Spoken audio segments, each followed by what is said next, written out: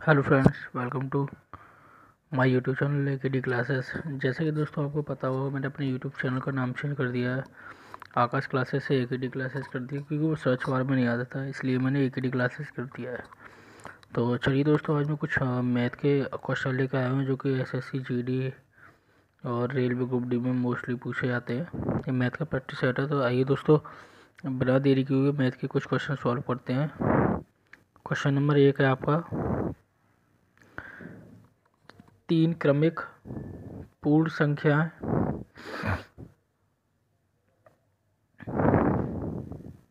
तीन क्रमिक पूर्ण संख्या का योग 1350 है, तो सबसे बड़ी और सबसे छोटी संख्या का योग क्या होगा। ठीक है दोस्तों,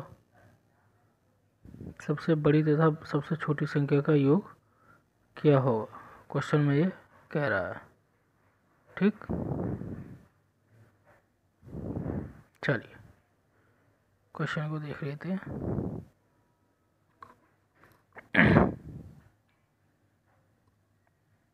तीन क्रमिक पूर्ण संख्या कह रहा है, तो ये सबसे बड़ी और सबसे छोटी संख्या का योग की बात कर रहा है, तो ये बीच की संख्या होगी। तो बीच की संख्या कितनी होगी दोस्तों, 1350। तो 1350 डिवाइडेड बाई 3।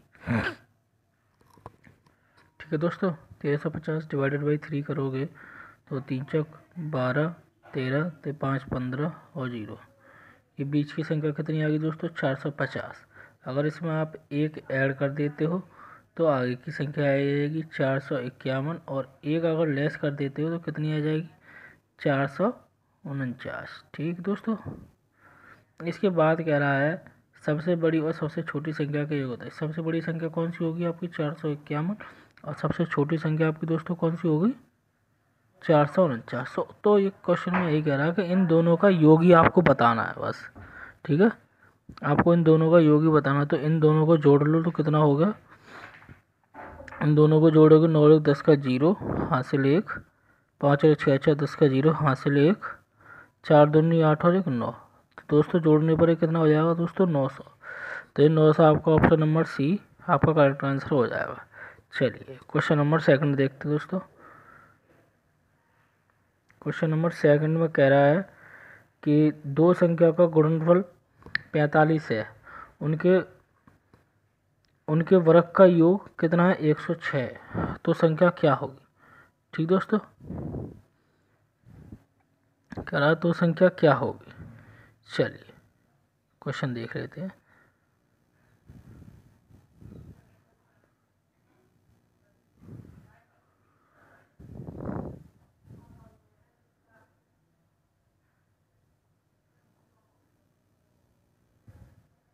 चलिए, दो संख्या का गुणनफल 45 है, उनके वर्ग का योग 106 है, तो संख्या क्या होगी। दो संख्या दोस्तों हम मान लेते ए और बी, ए इंटू बी। ठीक दोस्तों, ए इंटू बी कितना होगा आपका, 45।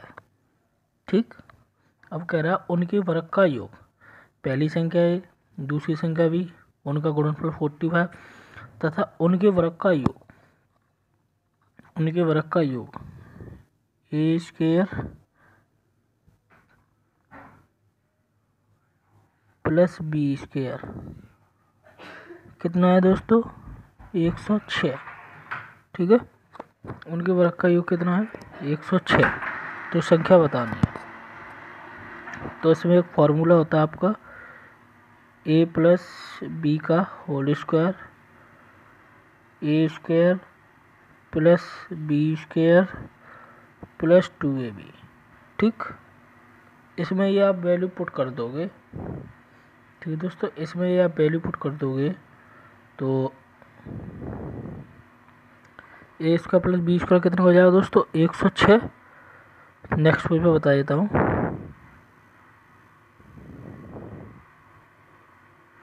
106। ठीक,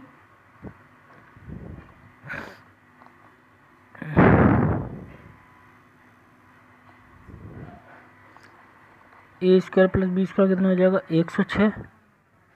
ठीक है, 106 हो जाएगा यार।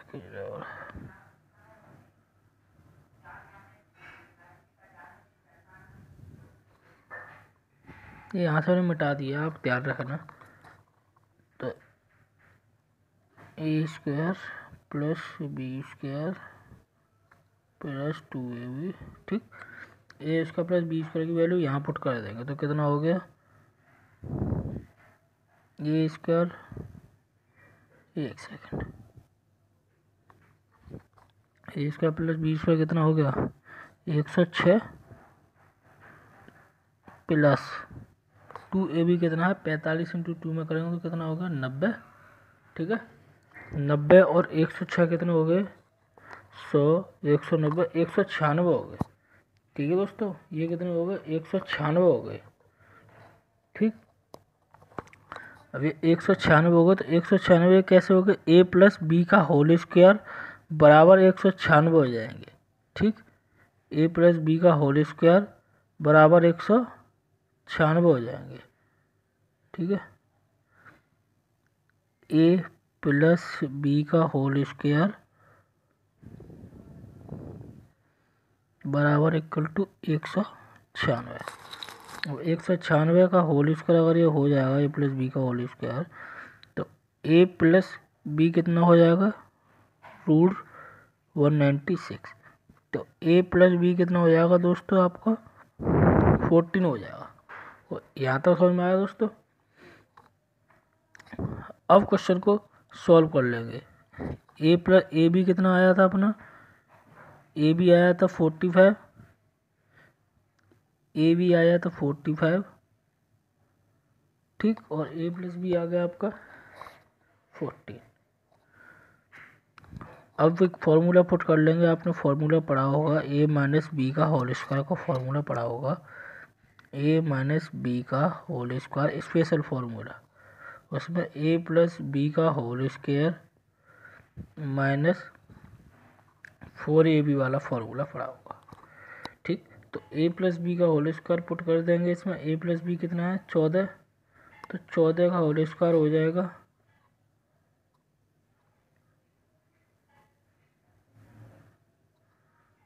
ये 45 है,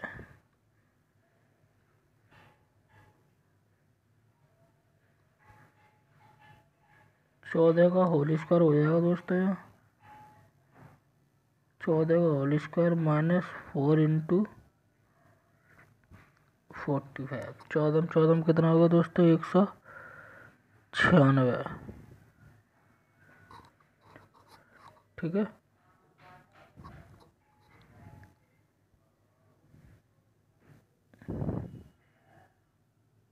196, 45 दूनी 4 पंजे 20 का 0 हासिल दो, 4 चौक 16, 17, 18, 180 होगा।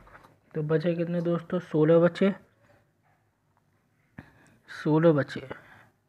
तो ये ए माइनस बी का होल स्क्वायर था इक्वल टू 16, तो ए माइनस बी की वैल्यू बराबर कितनी हो जाएगी 4, ठीक है दोस्तों। यहाँ तक समझ में आया। ए माइनस बी की वैल्यू कितनी हो जाएगी 4। ये सेकंड समीकरण बना लो। अब हमारा आया था ए प्लस बी बराबर 4 आया था वो। अब ए प्लस बी बराबर 14 आया था हमारा, और ए माइनस बी बराबर आया 4, ठीक है।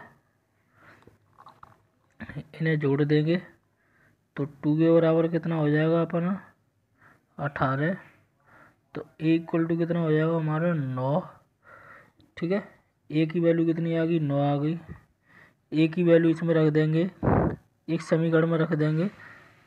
अगर इस समीकरण से तो बी बराबर कितना हो जाएगा 14 माइनस ए, तो बी इक्वल टू 14 माइनस 9, तो कितने बचे B equal to 5।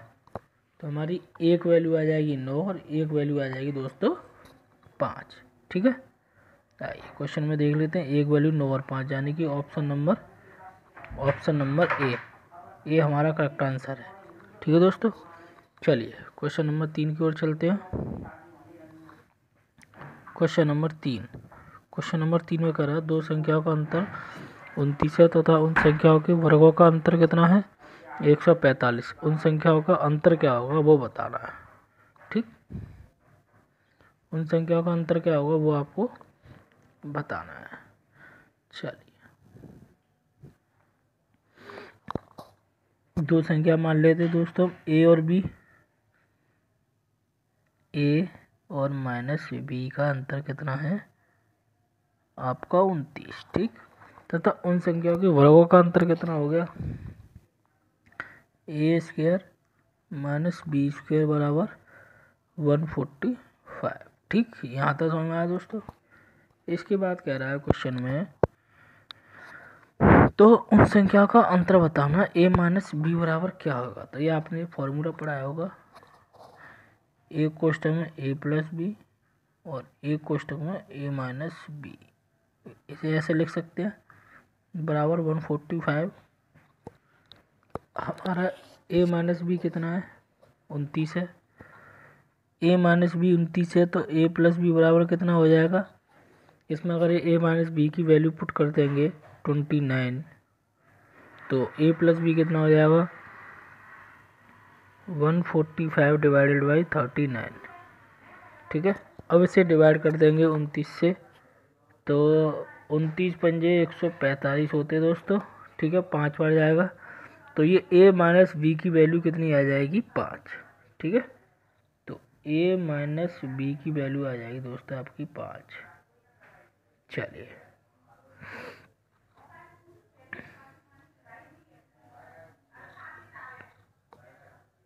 Sorry, A plus B की वैल्यू आ गई, ए माइनस बी तो हमने रख दिया था, ए प्लस बी की वैल्यू आएगी 5 और ए माइनस बी कितना था अपना, ए माइनस बी था 29, ठीक है।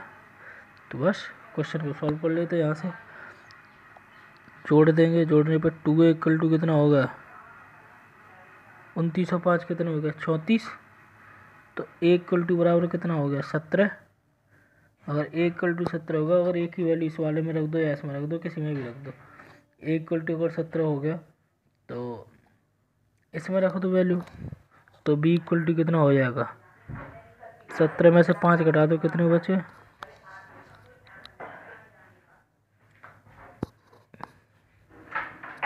17 में से 5 घटा दो, 17 में से 5 घटा दो तो 12 बचे, ठीक है दोस्तों।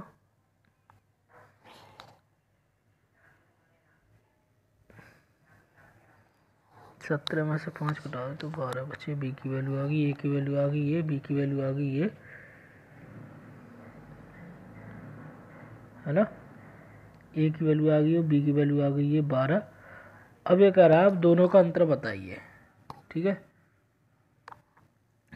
दोनों का अंतर बताना अब, ए इक्वल टू 17 और बी इक्वल टू 12। अब दोनों का अंतर बताना है ए माइनस बी। 17 में से अगर 12 गए तो कितने बचे दोस्तों 5 बचे, तो 5 आपका आंसर हो जाएगा। यही आपको क्वेश्चन में पूछा गया यार। दोस्तों थोड़ा दिक्कत हो रही है इसमें पढ़ाने में, आगे से मैं कल से उसी पेज पे पढ़ाया करूँगा जैसे पहले पढ़ाता था। आज कैसे भी एडजस्ट कर लीजिए।